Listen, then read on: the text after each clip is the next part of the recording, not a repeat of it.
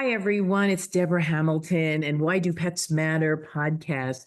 Please remember to like us, to give us 5 stars. And remember, we're on YouTube, so you can watch us as well.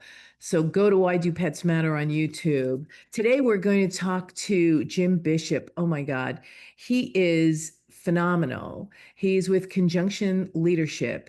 There are so many aspects of this conversation that are going to resonate with you. They might scare you, but they're going to resonate with you.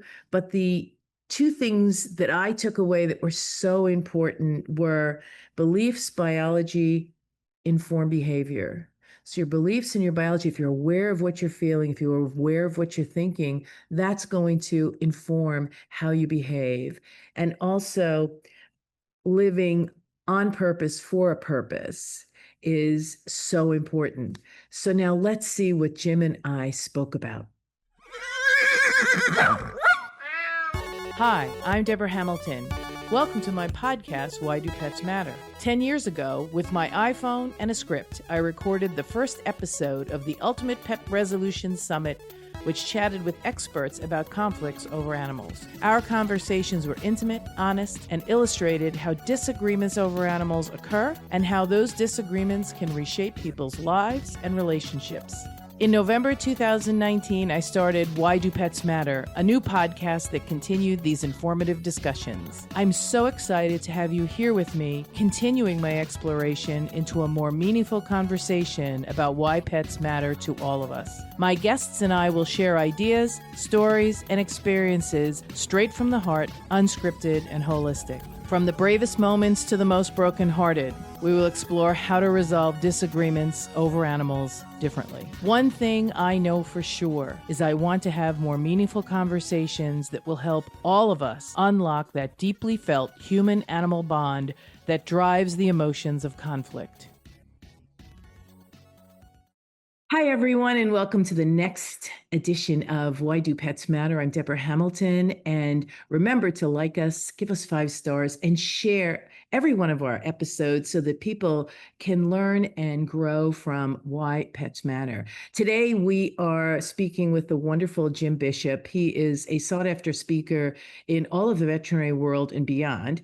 He is the founder and principal coach at Conjunction Leadership. Jim, thanks so much for being here today on Why Do Pets Matter? Thank you, Deborah. Thank you for having me. Oh, I'm so glad you're here.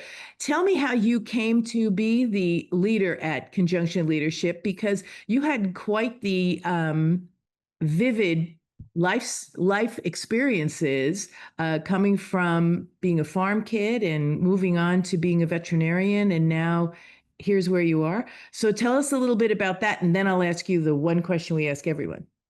Yeah, absolutely. Well, Deborah, I say I'm kind of in the accidental role. I grew up on the farm. Primary animals around me were the things that made me feel regulated and probably unconditionally loved, and I just naturally got involved with them. As a result, the primary caregiver of those animals oftentimes would interface with a veterinarian. So the veterinarian coming to our farm was very important to me and instrumental in helping me figure out what I wanted to do. And I thought I wanted to go to school for science. So I pursued science. I got a master's and bachelor's in animal science. Thought I was going to use that, went into science and realized the science isn't the hard part, it's the people part. And I had proclivities. I just always studied and understood and kind of had a knack for understanding what people were, how they were working and what they were doing and how we could work more productively together. So while embedded in scientific communities, what I did was I started focusing my career on how do humans get along as scientists. I went into leadership development, executive development, career pathing, succession management, talent management, all those kind of things, and ultimately ended my career in a major pharmaceutical company, working with the CEO and his executive team, helping figure out how do they want to charter themselves in this new era of the way that we were working. And all of that was right around COVID. What was happening was the world was turning upside down. People were scratching their head and trying to figure out who they were again. And I realized the thing that I like to do most was help people kind of in the intersection of the 3 things that I work in primarily are belief, biology, and behavior, and helping people figure out who am I? How does that influence my biology? And ultimately, how does that change my behavior? And so today, that's what I do on a daily basis is I work with leaders all across the industry, a lot of them from the veterinary or vet med community, and help them figure out how to lead more effectively in these tumultuous times. So It's so great that you decided to pivot in that way because you're helping so many people stay in the practice of veterinary medicine at a time when it's a little difficult because of the different personalities that are coming into the vet practice. I know that some owners hold their pets in different regard than they might have 10 or 15 years ago.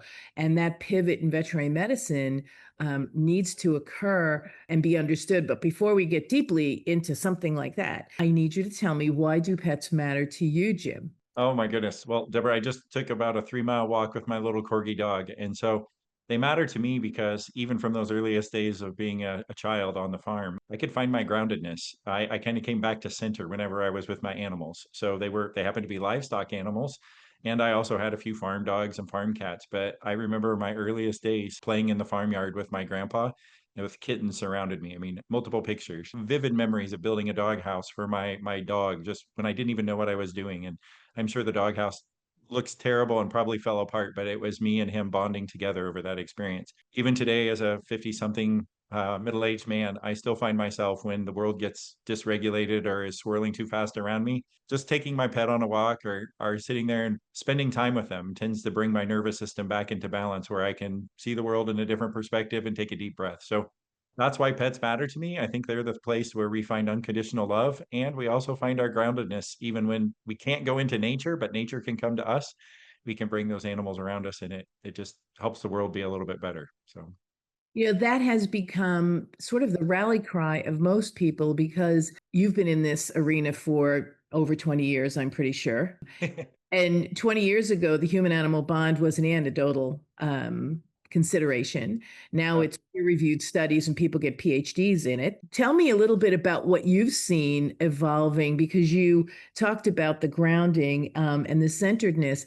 And I think that's what's created some of that need for more empathy and compassion on both sides of the leash, right? The veterinarian checking the dog and also the client bringing the dog to the veterinarian. And that might not have kept pace with how we saw dogs in the 70s and 80s and how we see dogs today, dogs and cats. Yeah, absolutely. And even livestock species, I would say in that regard too. They're horses, larger animals. I mean, most people have this affinity to saying there is something majestic about working in with animals, right? I got my master's degree as one of the first master's students in the livestock animal behavior unit chartered at Purdue University. And that was groundbreaking at the time because it was kind of in that quasi space when how do we treat animals and what's the ethics and morality around them? And I put that as a pivotal moment because I do think since that time the mindset has shifted and we can't underestimate the amount of PTSD that we as a culture undertook in the middle of COVID. The relationship factor that we have with other humans was breaking down already before that, but even more so after that experience. And I think that's probably indicative of why we saw the pet boom afterwards, right? As people needed something to have a ongoing, unconditional relationship with, and pets are a likely natural source for that. I just think it's a huge moment in time for us to be able to say, like, there is something about us bonding with something else that has a heartbeat. And that's why maybe the way that we look at animals or the value proposition behind them, either way, have become more valuable over time. And we can see that in the way that people treat their pets and are taking care of them.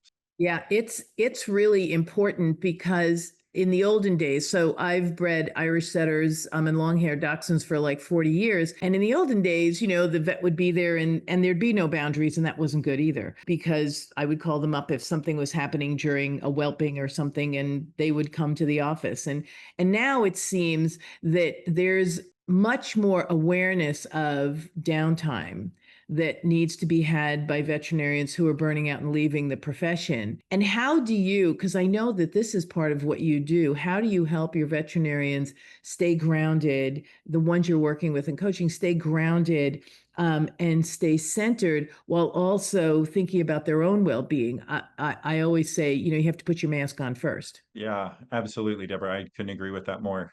There's a reason they tell us that on the plane, and there's a reason why that works in normal society too, right? So I think it helps to kind of maybe my philosophy, but also the world around us has just become much, much more volatile, right? And in that volatility and uncertainty and ambiguity, the first thing that we want to grasp for is safety, right? We feel unsafe when things are swirling around us. And when we feel unsafe, then automatically there is a biological part of us called our brain, and that part of us that senses non-safety starts reacting, and that anchors us for protection, right? It's not dissimilar to if we were walking in the middle of a street and we saw a car coming to us.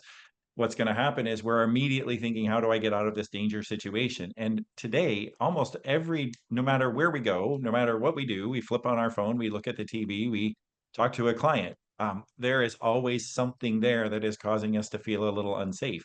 What that's doing is evoking something in us that we're not comfortable with, right? There is a belief or a mindset or something behind that. So, in my regard, when I work with a client, I mean, many coaches will work in that behavioral modification space, and they might teach them some grounding techniques or some breath practices. They might even teach them the best way to handle objections or to say things more appropriately, but that's all behavioral modification, right? I think what we have to do is we have to start looking at the biological piece of this. Like, how is my biology responding? Is my heart rate racing? Am I getting a little sweaty? Am I wanting to fight back or wanting to strangle someone in this moment? Right? All of those things are biological responses, but it's all grounded in a belief where everything is founded before. And that belief generally is, I'm not safe. I'm not going to be safe unless, or I'm only valuable if.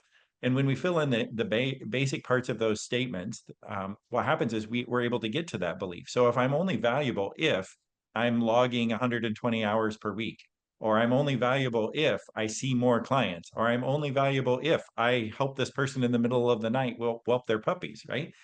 Then what happens is I'm hustling for my safety all day long. And so the piece that we have to really peel back the layers of when someone is feeling like they are not enough or they're not getting there is, where did that belief come from? And how do we rewire that operating system in the person to say, no, wait a minute, you're valuable because of who you are, not because of what you do, because you're first a human being, not a human doing. So let's put the value there. Once I know my identity in that, then how do I let my biology respond to that? Right? When I feel my temperature rising, when I feel that happening, how do I speak to it in a way that says I can calm myself back down and come back to my belief that I am okay in the midst of this uncertainty, so that my behavioral response can be something that I wouldn't have done otherwise. And now we can practice that new behavior because it's founded in a new belief. But if what we do is we just focus on the behavioral modification piece, what's going to happen is it's not going to stick, because your biology is always going to override it. Your nervous system and your endocrine system are already hardwired in certain cases to protect you. That's just the way that it is. And so getting around that and understanding what is causing the biology to respond in the first place is, to me, the secret sauce. So a lot of my time with my clients is spent on, who are you? Where did you come from?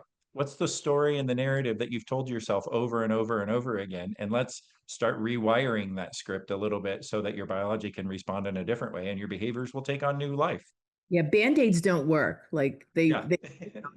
they might be helpful because they'll start you on a path to having some go-to sentences. But if you're not willing to do the deep dive that you provide and find out what's making you tick that creates this response in you every single time, uh, it doesn't help. And that's for clients and pet owners, as well as for veterinarians and staff and anybody, groomers, you name it.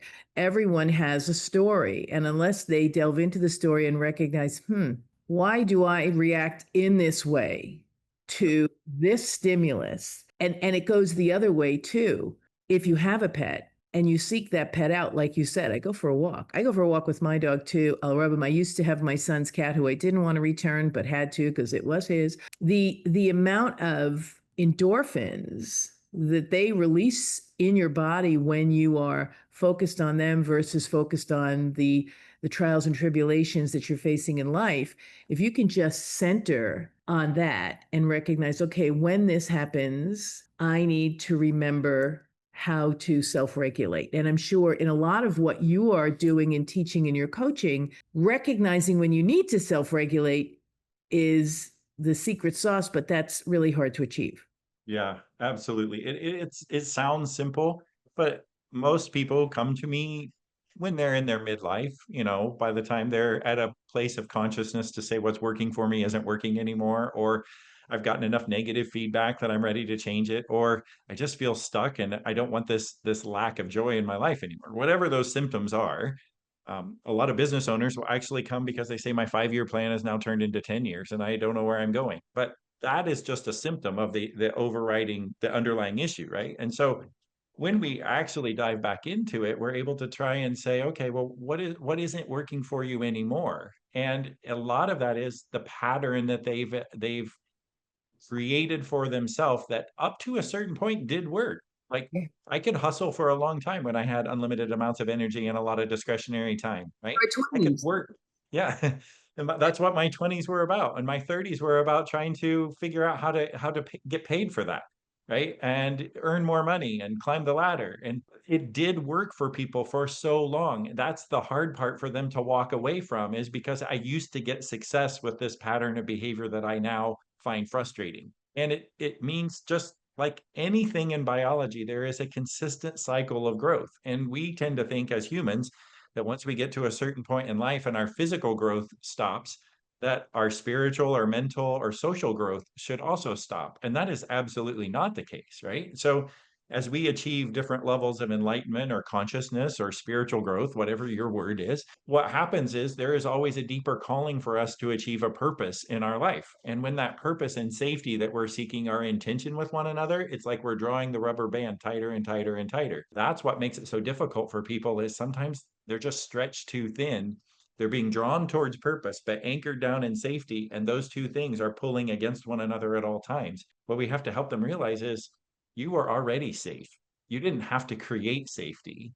You're not in getting hunted by saber-toothed tigers anymore, and there aren't real people who are going to come take you down. Now, certainly if you speak your voice, that may mean that there are people who don't appreciate that anymore. But being Mr. Nice Guy or Miss Nice Girl didn't help you up to this point. So maybe we should try something different. Like I like to balance two things in equal. Like we need to have equal amounts of candor and we have to have equal amounts of curiosity.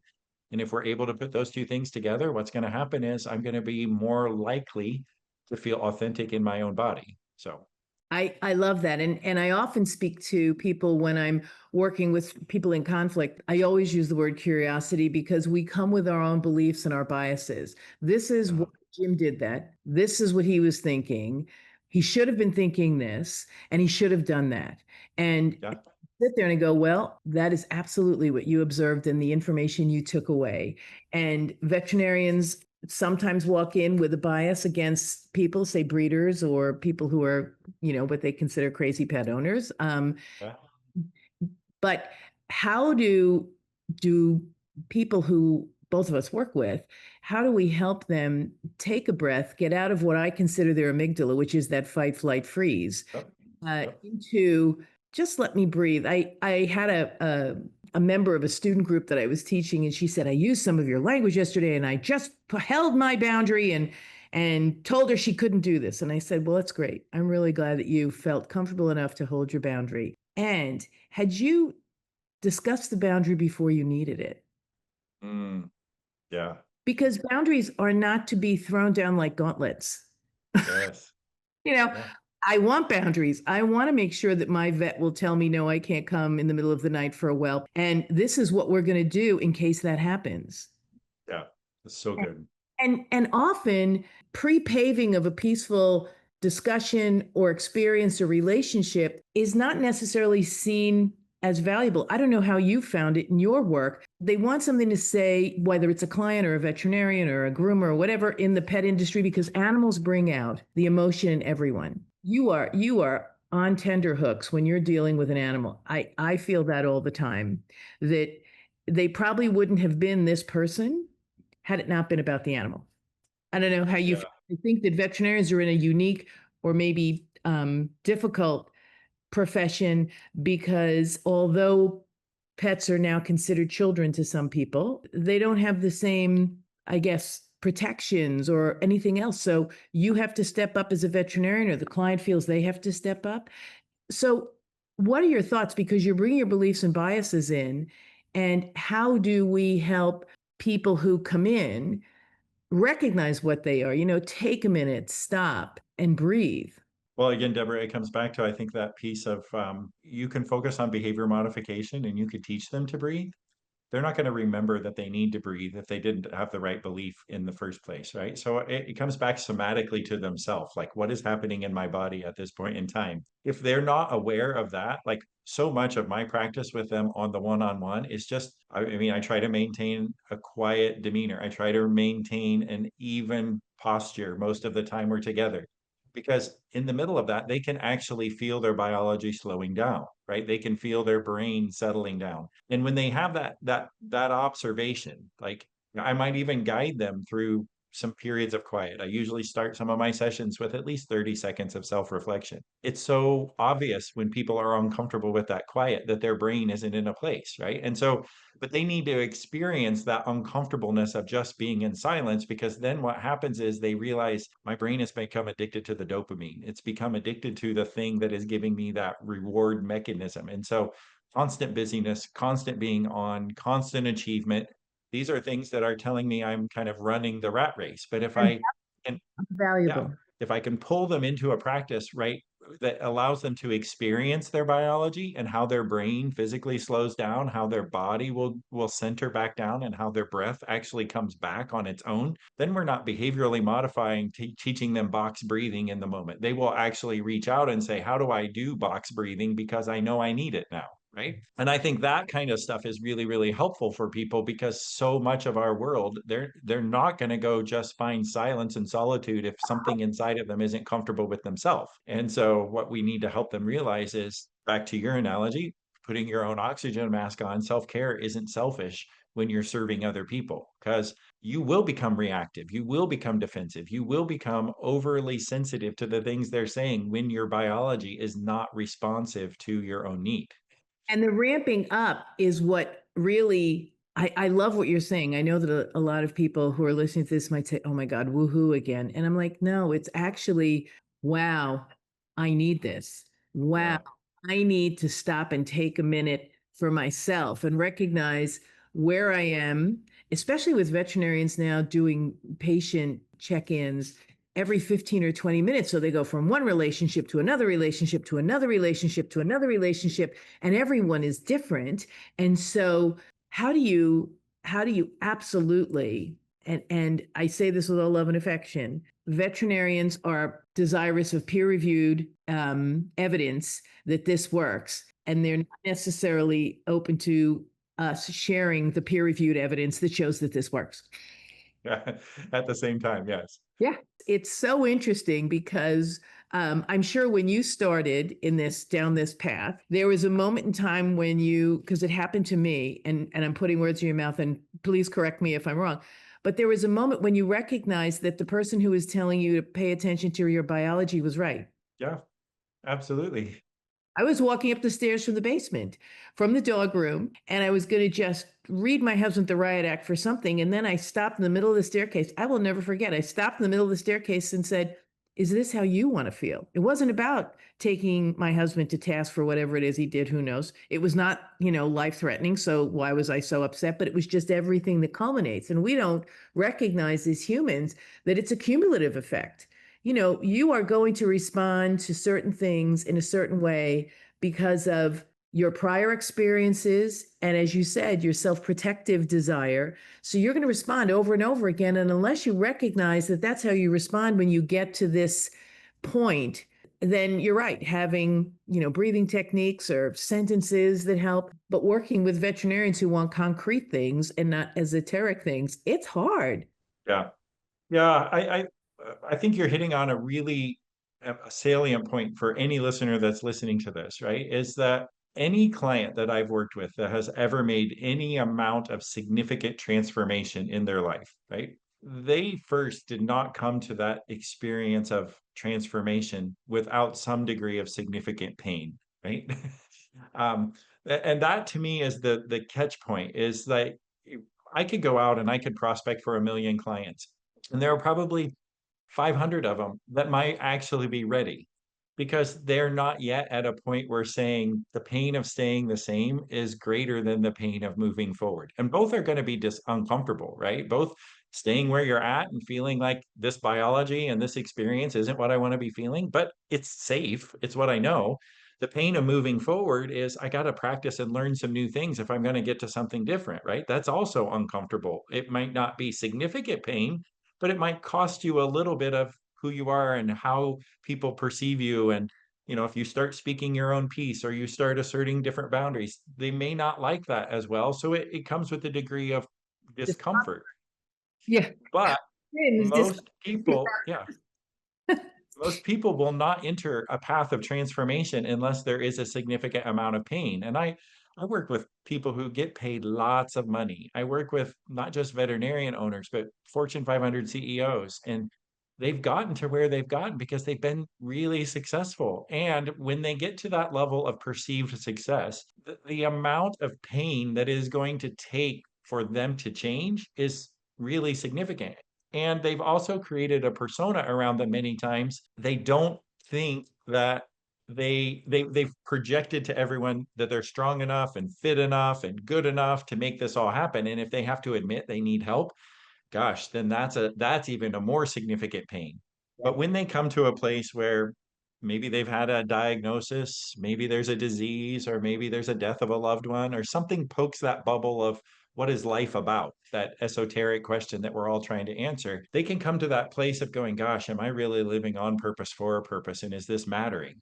And when they do that, that pain becomes now life altering. They can step through it and say, I want to do something different. But there are so many people walking around right now who are just living in that matrix, who are just living in the dopamine addiction and the rush and the hustle and the hurry culture. And they haven't yet realized what it's costing them, right? They haven't yet felt that pain. And it's not because I'm callous, but I think you just have to wait for someone to experience the way that they're working isn't working for them anymore. And then when they do, they're going to say, okay, I'm ready to do something different. And some people call that the bottom of the rope moment or the valley moment. But I also think if you use that analogy, like when you're at the bottom of your rope or you're in the valley, that's oftentimes when things are the most fertile for growth. Like the most lush vegetation doesn't grow on the mountaintop. It actually grows in the valley where the soil is fertilist, right? So I love that because if you're at the bottom of the rope, the only place you have to go is up, right? yeah, And you can take your time. What was swimming through my head while you were talking was we live a life that's relentless. yeah, Maybe the first 5 years we're out there being present in the moment, experiencing, dogs, cats, birds, flowers, whatever, as a first time and being present in the moment. And then all of a sudden we have to think about the past and then we have to think about the future and then we have to think about now. That's what creates that relentlessness, which yes, may not enable us to take the time to recognize what we need to do. I loved it when you said living on purpose for a purpose, living your life fully, not just being the best, but leading with empathy, compassion, which may not be seen as by the leader, by their staff and their people. It really does resonate and helps them maybe take that time to recognize, well, what's important to me and how might I stand up to Jim when he says something because it really isn't helping me live on purpose for a purpose for this business or for my life, because we're all intertwined with our businesses. You're intertwined with conjunction. You want to do well, you want to help people. I want to do well and help people. And yet we have to figure out, and maybe that's why both of us took, pivots place, because we had that walking up the stair moment. I guess I was at the bottom of the stairs, and then in the middle of the stairs, I went, "Oh, I should have had a V8. Is this really that important?" And I think that's what we are talking about here today for people who are listening. Try to take a minute to think about what really is important to you, and then strive to find someone to help you get there. yeah, absolutely, Deborah. Your middle of the stair moment was my hotel moment, I say. We had four children. We adopted number four. We found out we were expecting number five. So I ended up with five children really, really quickly. And I was also at the point in my career where I was traveling all the time. And I had actually wanted both things. I wanted a large family and I wanted this career. And I was sitting in a hotel room in the middle of Dallas one night, burned out, exhausted from 2 weeks of full travel, went to the bar, had a drink, tried to calm myself down, came back to my room, and maybe it was the alcohol, maybe it was a moment of clarity, but I thought all of a sudden now I'm in a place where these two things are at opposites of one another. And my biology was all anxious and nervous that I wanted this larger family and I wanted this career. But now I was thinking if I didn't have this larger family, I could actually have my career. I could have more of this. And I Or thought, well, have this larger family, I wouldn't need this big a career. yes. And I thought this is sick and twisted because I had actually desired and prayed for both of these things that are blessings. And now I've turned them both into a curse. So it was in that moment I was like, what is this thing that I want more? And I'm searching for significance. I'm not searching for success in these things. And it was that moment that kind of started me in my own journey of saying, well, how do I take two things that are in tension and put them together with an and? So thus the name conjunction became it was in the back of my mind even before it was a business because I thought how if people feel that most of the time, and I think the people that I work with are tending to be high achievers, they always want more, there's always things in tension, but a lot of times our brain just wants to split it and say it's an or. It's either I have a career or I have a family, or I do this or I do that because those are the most readily available options. But when I choose to put the and in between it may mean that my path, as an example, was corporate America wasn't going to do it for me. My salary was always going to be capped in a helping profession. But if I wanted to continue to grow and earn more as and do what I love doing and do that because I want to be with my family, not at the expense of my family, that meant entrepreneurship was a better path for me. And that required an entire new brain and mindset and skill set that I didn't have growing up in corporate America. But I can be resilient and I can learn and I can go back to a place of wonder and curiosity. And if I'm not dead, I'm not done. Right. So allowing the and in between those things gives people their unique path in life. But oftentimes in our dopamine addicted rush oriented culture, we're not spending enough time thinking, how do I put these things together? I just want them one or the other. It's sort of like when I help people who are in a conflict conversation and they go, but Deborah, and I go, okay, so if you tell me that you really, respect what Jim told you about his experience in your interaction, and then you say, but But yeah, I said everything you said that was really nice to Jim at the beginning goes right out the window because now you're qualifying it. There was a time I was doing a presentation with Jim Wilson at a New Jersey vet conference, and I put up the AVMA's social media sentences, and it said, "We're so sorry that your experience at our practice was not what we hoped it would be. We strive to practice really great medicine. Please call us so we can talk about it." And I said to the audience of about 100, which sentence here is superfluous? And there wasn't a hand that went up. They didn't have any idea. And I said, if somebody's saying something negative about you, adding that middle sentence that says, we strive to, clearly you didn't meet that strive. And so leave it out. It's just that trigger that's going to have them post 4 more negative posts about you. Just say, we are sorry you didn't do this, and let's talk. And then yeah, go to someone like Jim, or if you're really in conflict and they want to sue you, go to somebody like me because I'm diffusing that so that it doesn't go to lawsuit, it doesn't go to license review, because there is nothing worse for any professional than to have somebody file a license review on you. You talk about having heart palpitations and wondering why you're doing this. Have somebody do that and you go, but I tried to do the best I could for that person. And yet maybe your transparency wasn't the greatest. Maybe your bedside manner wasn't. Maybe you were just out of a room that was noxious and then you went into this room, and maybe you made a mistake and had, when you were in vet school, I'm sure that the lawyers came in and scared the bejesus out of you about what you can and cannot say to a client. And that's really difficult for people. So for me, when I'm chatting with them, if I can help them understand the difference, and I love that you put this, and instead of or, and instead of but. we use some hashtags in our social media. One of them is ban the butt, and one of them is no more or, right? So Yep. I love those. I'm going to have to take those and steal those because I have to that if you could, I always say, just say, I am really sorry we didn't, it didn't, your experience here didn't meet what we had hoped it would meet. Period. I said, hear my voice in your head saying, period. yeah. Yes.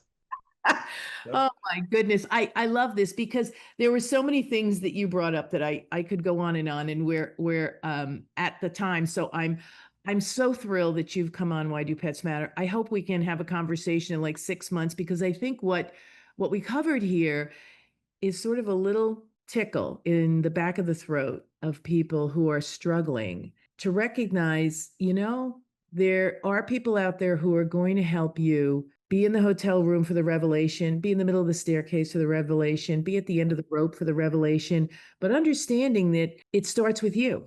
It absolutely starts with I just wrote a book and the book is called The Adventure Within, but it starts with that adventure within, a still small voice somewhere inside of you saying something's not aligned. And a lot of times we can go one of two paths. Some people will go the path of saying, I'm so weird and unique that I could never tell anyone else about this or they're going to judge me. Or you could go the other path and you can tell people, hey, I think there's something coming alive in me and I need to step closer to this. And you're going to find that there are a lot more people traveling that path in quiet solitude. And when we travel it together, we realize we can achieve amazing things when we step into our own power. But if I hide in that over here on the other side and I don't tell anybody that things aren't quite right, or I'm feeling like I'm not aligned with my inner being, then what's going to happen is we just start feeling like we're isolated and weird and we pull ourselves out of relationship and we have greater needs for having animals in our life and we have greater mental challenges that we face when we have resilience in life, right? So I think on the other side of it is the path of least resistance when we just say, look, I know I feel a little weird, but I am not weird. Many other people have walked a path of finding their own uniqueness and their own purpose in this life. And it means I'm not doing it with them or comparing against them. It just means I'm walking a better step than I was yesterday. And I'm 1 degree different than I was yesterday. It doesn't mean I'm all fixed and it doesn't mean I'm all better, but I can see that what I'm doing is different than what I've done. And as a leader, if you take those first very scary steps, Yes. you can then help people who are working with you, watching you, maybe consider that, wow, if Jim is brave enough to do this, maybe there's room for me in that Yeah. different area because all people are different and we should celebrate their differences, not their similarities. And there is, I'll say this and it's a joke, but okay, there's more than one way to skin a cat, but the cat never likes it anyway. But Yes. there are different ways to do this and to take the time to recognize you're worth it. And whatever your uniqueness is, people want to know about it, not because they want to silo you in the weird, creepy thing, but rather that if they know, then they can adjust how they might receive the information. Oh, this really triggers her when this happens. Well, I'm going to just recognize that. And if it has to happen, I'm going to be empathetic about triggering and asking maybe how might we do this differently so it doesn't trigger you. Yep. Absolutely. I love that you wrote a book. Please tell everybody where they can get in touch with you if they want to have a conversation, if they want to start this journey, because it is a journey. And I don't know, when you're at the bottom of the rope, you may look up and say, oh, geez, that's a long way up. However, if you do it in a way that you're suggesting and that I'm hopefully agreeing with you in suggesting, it'll be an easier rope to climb. Absolutely. I think one of the presenting challenges I find when working with clients is, especially when they've been successful and they're high achievers, they don't think they need a coach. They don't think they need someone alongside of them because in their mind, a coaching is for somebody who's subpar or underperforming, right? And so it may not feel like a bottom of the rope moment for them. But they also can look up and say, but there's so much more. There's so much more that I'm not getting to today. And that doesn't mean you're at the bottom. It just means you're still climbing. And I tell people all the time, like even Michael Jordan had a coach, right? And it wasn't because he was trying to make him better. It was because he needed some accountability in his life to continue to climb to the greatest level that he could possibly do. There are all kinds of high achievers in this world who say, I travel with other people who help me get better, right? And that's the mindset that people need to have. That's the mindset that I try to carry forward in my socials or where people can find me. I mean, I'm still old school. So if you send me an email, I'm going to respond. It's me, not a robot. Yes, you People did. respond. Yeah. People can respond to me at Jim at conjunctionleadership.com. That's probably the easiest and the fastest. I'm always active on LinkedIn. Follow me there just under Jim Bishop. I post daily leadership thoughts or reflections or even hints or tips that other people have adopted in their own life. And all of that's in service to humanity and saying, let's just make this place a better place. If you want to get a copy of the book, that's available on Amazon. I just find they're the cheapest and easiest for me to do the distribution through it. So the title is called The Adventure Within: Why Successful Professionals Can Still feel stuck, and how to recapture that craving for adventure. And if you want to follow on Facebook or Instagram, I'm also there, but less active than I would be on LinkedIn. So, but Yeah, I think that the best way for people is still, I'm old school. You can call me, you can phone me, you can look me up on the internet, but I'm going to respond personally because I just believe human to human connection is the way that we will make the world a better place. well, I'm so glad that you responded to me, and I'm so glad you came to speak on why do pets. I mean, it's so impactful for me because of the journey I've taken, and I'm sure when you reflect on the journey you've taken, it isn't easy. There are those times when, but I always succeeded at this, and I always did it this way, and why would I want to change? Because that's what's working. Well, it's working, but are you really thriving? Yes. Thriving is the question, right? Yep. Surviving, that's not hard to do. Thriving, that takes work. And I just changed the statements on my website to be the person your pet thinks you are, which means that you really need to think that you really are this person who, with all your uniqueness, with all your unicornness, with all your pimples and warts, with all your, yeah, it's hard to be transparent. However, when you're transparent, it helps others be more aware of who you are. And isn't that what we all want? I want somebody to see me. Absolutely. I just put a post on LinkedIn about that, about too many leaders are invoking the word psychological safety and trying to do workshops and events and helping their teams become that, but they're not yet in a place of exhibiting that or embodying that. And so without the vulnerability and letting me see into your humanity, I will never actually feel safe. I only feel safe around people who are similar to me. And if I have insecurities in the back of my head, but my leader projects full confidence at all costs, then what happens is I'm not similar to you and I will never feel safe around you. But if my leader projects that humanity that we all share, uncertainty, volatility, ambiguity, they're all things we experience. Now, that doesn't mean I have to say as a leader, oh my gosh, the ship is going down and I have no idea how to ride it. We're certainly not going to exhibit that level. But if we say, gosh, I'm under advisement and I'm traveling with a coach and they're helping me become a better human because there are things in my life I'm not comfortable with. And there are ways that I lead that I know I need to get better. That just allows me to see into you, which is the definition of intimacy, into me see.